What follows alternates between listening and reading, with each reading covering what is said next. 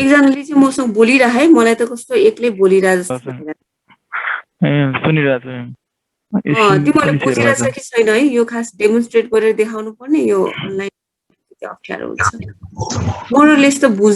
बुझ्छ होला यो सबै एनाटोमिकल मात्रै हो है एक्चुअली तिमीहरूमा गएर एकचोटि फेरि हेर्नु है यो चाहिँ एकदमै इम्पोर्टेन्ट छ क्या तिमीहरूलाई त्यो मैले सोध्छ है मोर देन 50% लाई चाहिँ यो बोनी पेल्भिस एन्ड त्यो फिटल स्कल चाहिँ एकदमै सोध्छ टेबल भाइपरमा so you have to know है नाउ लेट्स टक अबाउट यो फ्रन्ट एनियल भनेको के हो भन्दाखेरि चाहिँ वाइड ग्याप्स बिट्विन द सुचर्सलाई चाहिँ फ्रन्ट एनियल भन्छ है धेरैवटा फ्रन्ट एनियल हुन्छ but in objective point of view हामीलाई चाहिँ दुईवटा फ्रन्ट एनियल मात्रै इम्पोर्टेन्ट हुन्छ one is anterior fontanelle जुनलाई चाहिँ हामी ब्यागमा भन्छौँ ओके पोस्टर फ्रन्ट एनियललाई चाहिँ हामी ल्याम्डा भन्छौँ है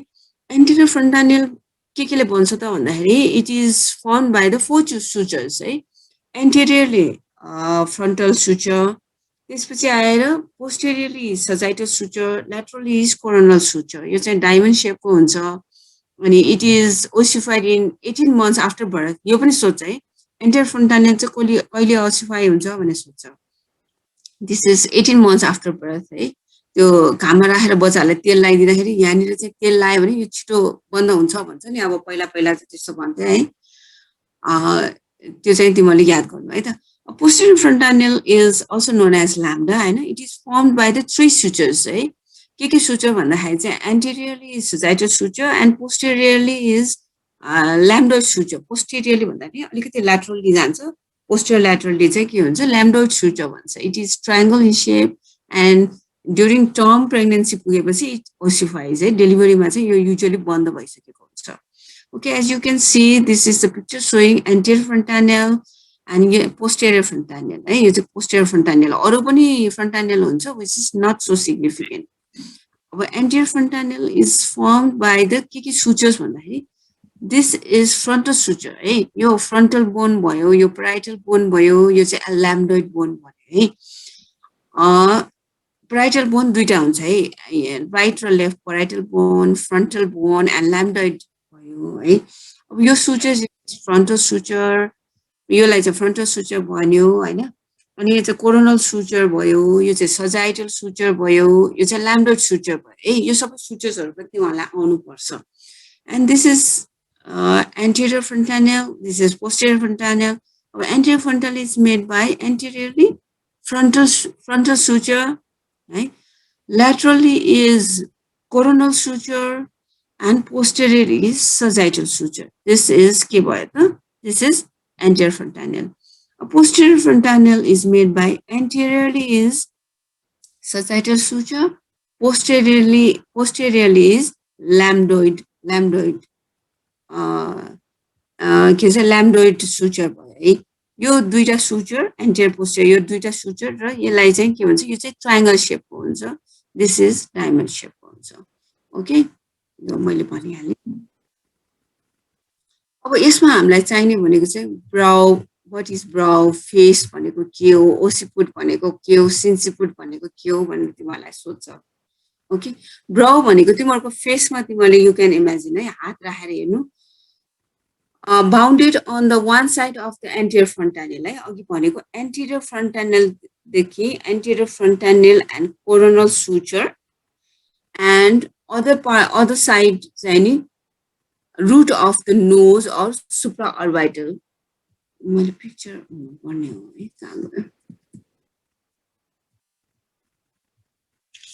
अब यो हेर त ब्राउ भनेको के हो भन्दाखेरि चाहिँ यहाँ देखि यो पार्टलाई चाहिँ हामी यसलाई चाहिँ ब्राउ भन्छ ओके यहाँ देखि यहाँ सम्मकोलाई चाहिँ फेस भन्छ है यसलाई चाहिँ फेस भन्छ अनि यसलाई चाहिँ सिन्सिपुट भन्छ अनि यसलाई चाहिँ ओसिपुट भन्छ है त यो पिक्चर इमेजिन गर है त यो पिक्चर इमेजिन गरेर यो पढौँ है त ब्राउ भनेको चाहिँ bounded on one side by the anterior fontanelle and coronal suture on the other side of the root of the nose and सुप्राअर्बिटल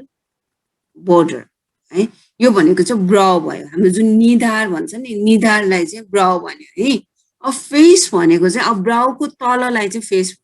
है कहाँदेखि भने bounded on the one side of the root of the nose and supraorbital ridge जहाँनिर brow finish हुन्छ त्यहाँदेखि on the other side by the junction of the root floor of the mouth and neck है chin भन्दा तल नेकसँग जोडेको जुन चिन भन्दा त्यो साइड छ त्यसलाई चाहिँ भनेपछि ठ्याक्क यो आँखे बाउदेखि चाहिँ तिम्रो चिनको र यो नेकको जोइन्टसम्मलाई चाहिँ फेस भन्छ ओके ओसिपुट भनेको चाहिँ बोनी प्रोमिनेन्स बिहाइन्ड द पोस्टेरियर फ्रन्टानियल भनेको पछाडि भयो जुन हाम्रो यो प्रोमिनेन्ट पार्ट छ त्यसलाई चाहिँ ओसिपुट भनिन्छ है अनि ड्युरिङ भर्टेक्स प्रेजेन्टेसन भनेको अब अहिले एकछिनमा भन्छु व्हाट इज भर्टेक्स प्रेजेन्टेसन टाउको जुन पेल्भिसमा इन्गेज हुँदाखेरि जुन प्रेजेन्टेसन छ त्यसलाई चाहिँ ओसिपुट भन्छ त्यसमा चाहिँ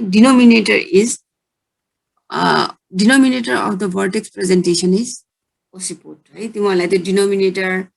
प्रेजेन्टेसन त्यो सबै तिमीहरूलाई पहिला क्लासमा भइसक्यो होला पक्कै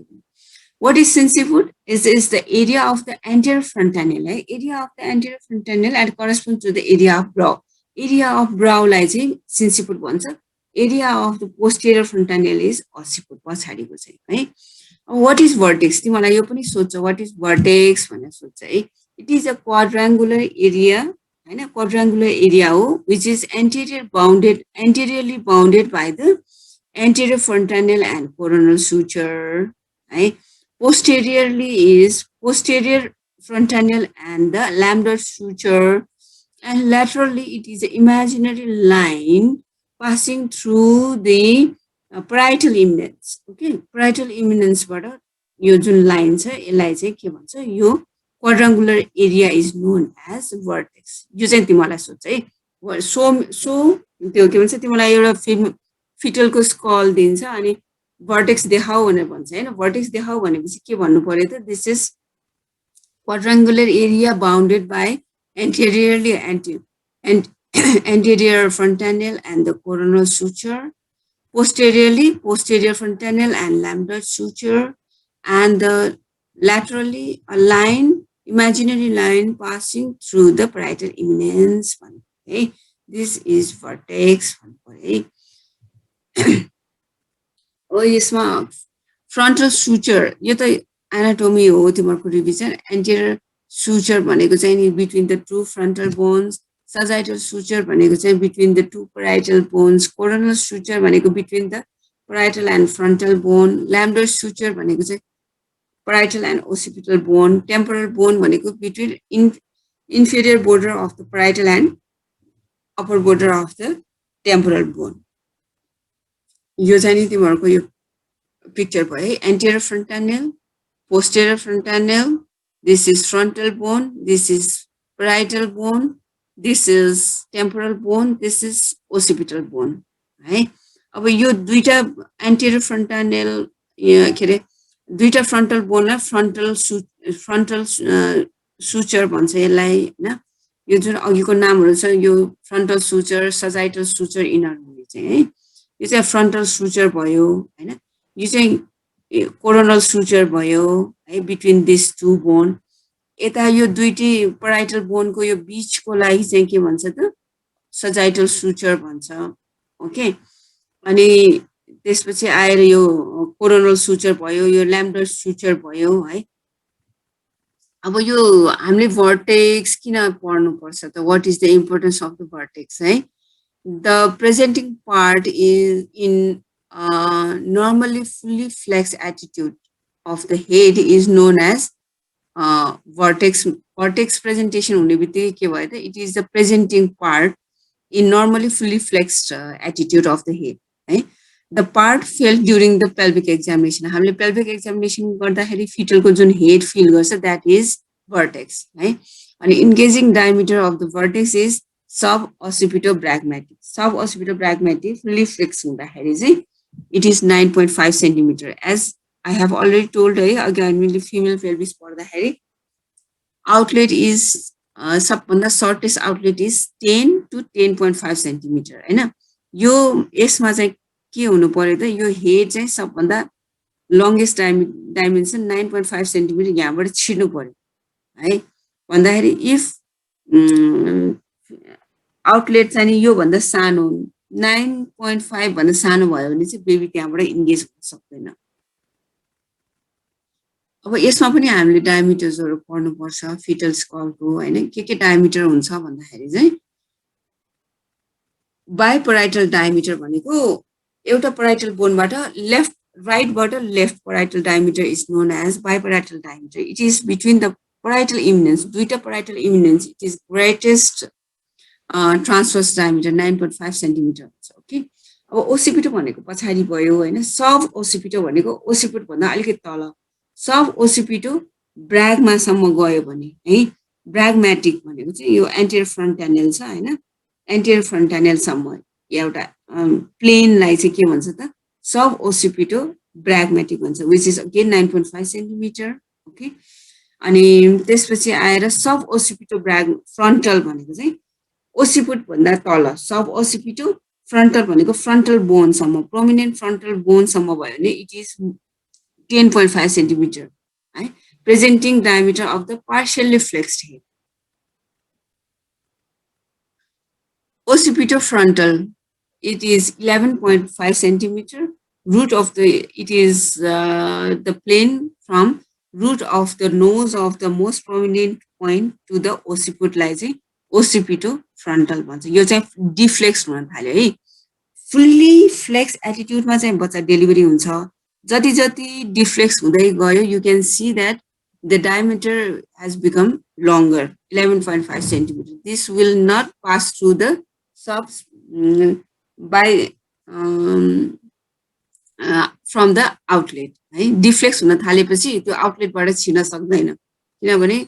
by spinous diameter is 10.5 centimeter or 10 centimeter मात्रै हुन्छ है as you can see occipitofrontal is 11.5 centimeter which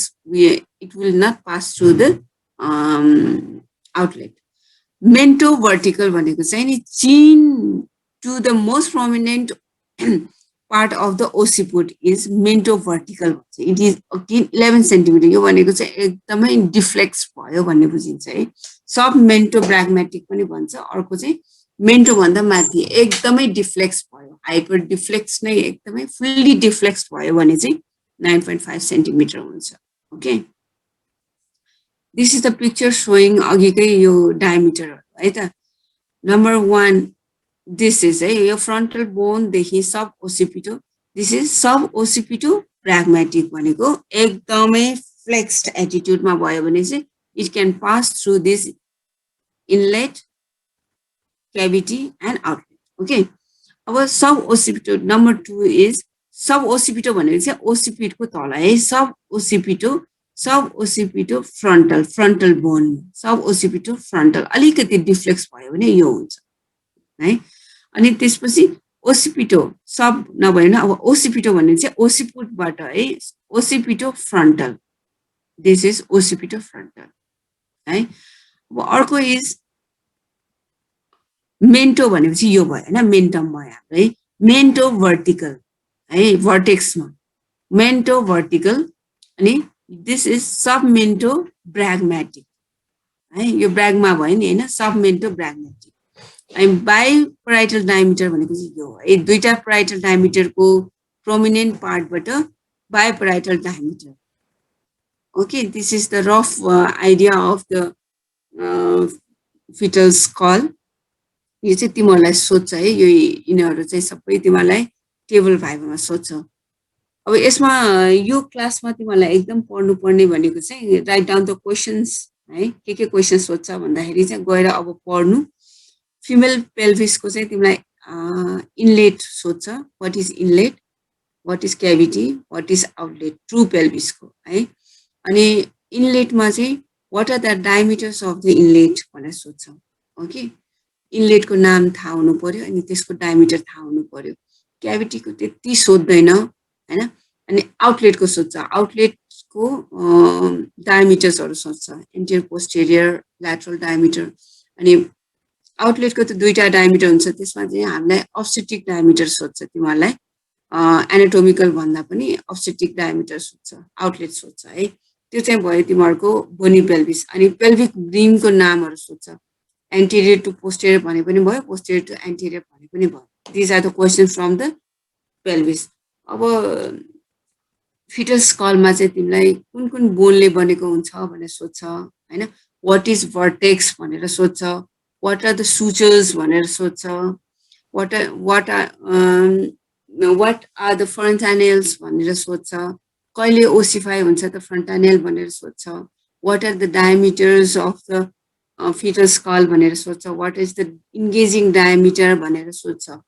flex एटिट्युडमा चाहिँ कुन चाहिँ इन्गेजिङ डायमिटर हो भनेर सोध्छ हैन। जस्तै फुल्ली फ्लेक्स भयो भने चाहिँ सब ओसिपिटल ब्राग्मेटिक हुन्छ भन्नु पर्यो, which is 9.5 centimetre.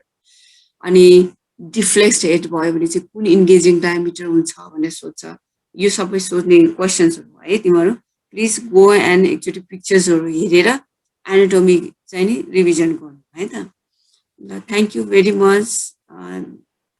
Am going to class है। अब बुझ्यो बुझेन चाहिँ थाहा भएन, अब मोरलेस अलिअलि त बुझ्यो होला है, सबै बुझ्न त अलिक टाइम लाग्छ। Okay, thank you so much. Thank you, ma'am. Thank you, ma'am. Thank you, ma'am.